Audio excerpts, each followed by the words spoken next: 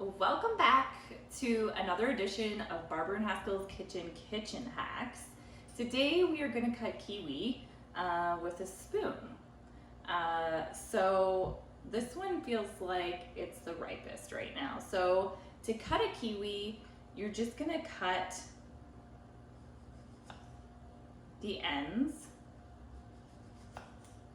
off your kiwi, and then you're going to take a spoon and you're gonna slide it in between the flesh and the skin, and you're just gonna go all the way around.